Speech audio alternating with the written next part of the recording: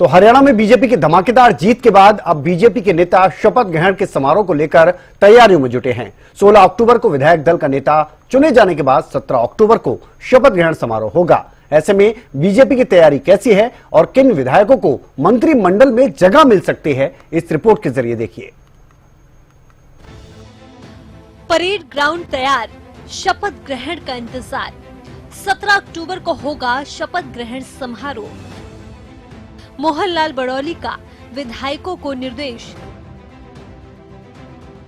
सभी विधायक चंडीगढ़ में रहे मौजूद।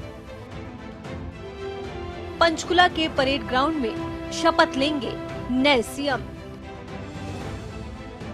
हरियाणा में बम्पर जीत के बाद बीजेपी गदगद है और सरकार बनाने की तैयारी में है। इसके लिए बीजेपी के बड़े नेताओं की दिल्ली से लेकर चंडीगढ़ तक बैठकें हो रही हैं। इन बैठकों में विधानसभा स्पीकर से लेकर मंत्रिमंडल गठन को लेकर चर्चा की जा रही है। इसी कड़ी में शपथ ग्रहण से पहले हरियाणा में बीजेपी विधायक दल की महत्वपूर्ण बैठक 16 अक्टूबर को होने जा रही है, जिसमें विधायक दल के नेता का चयन किया जाएगा।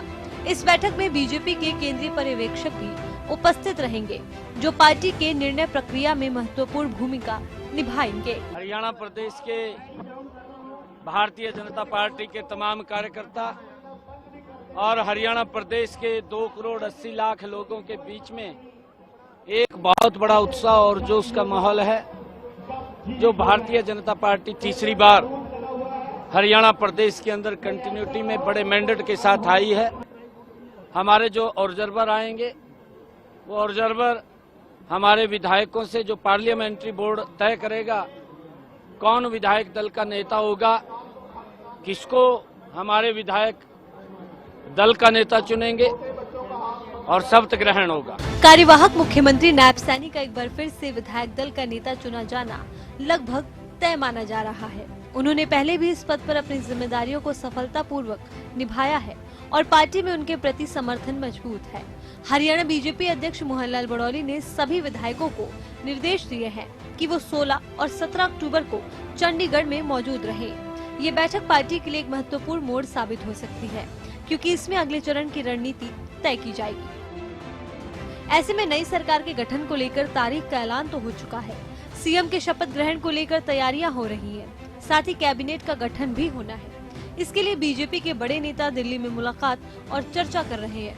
वैसे इस बार हरियाणा की नई सरकार में कई बड़े नेता मंत्री पद के दावेदार हैं। तो आइए हरियाणा सरकार के कुछ संभावित मंत्रियों पर नजर डालते हैं।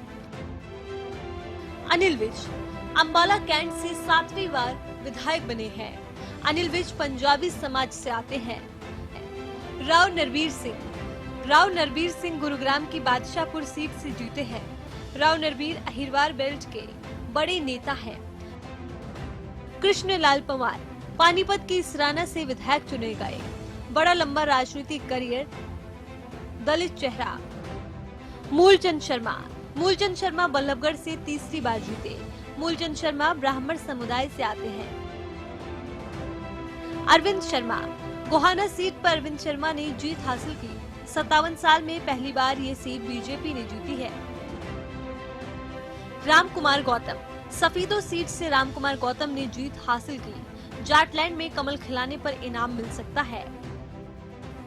महिपाल ढांडा पानीपत ग्रामीण से तीसरी बार विधायक चुने गए। महिपाल ढांडा जाट समुदाय से आते हैं। विपुल गोयल फरीदाबाद सीट पर बीजेपी की हैट्रिक लगाने में भूमिका निभाई। विपुल गोयल वैश्य समाज का प्रतिनिधित्व करते हैं। रणबीर गंगवा बरवाला सीट पर रणबीर गंगवा ने कमाल किया है। रणबीर गंगवा ओबीसी की कुम्हार जाति से आते हैं। राजेश नागर तिगांव विधानसभा सीट से विधायक बने। विधायक राजेश गुर्जर समुदाय से आते हैं। आरती राव ने अटेली से जीत दर्ज की। आरती राव दिग्गज नेता राव इंद्रजीत सिंह की बेटी हैं। श्रुति चौधरी तोशाम विधानसभा सीट से नव निर्वाचित विधायक। राज्यसभा सांसद किरण चौधरी की बेटी हैं श्रुति चौधरी। बहरहाल बीजेपी तैयार है, बस शपथ ग्रहण का इंतजार है। ऐसे में अब देखना होगा कि बीजेपी हाईकमान मंत्रिमंडल में किस किस को मौका देती है। News desk Haryana.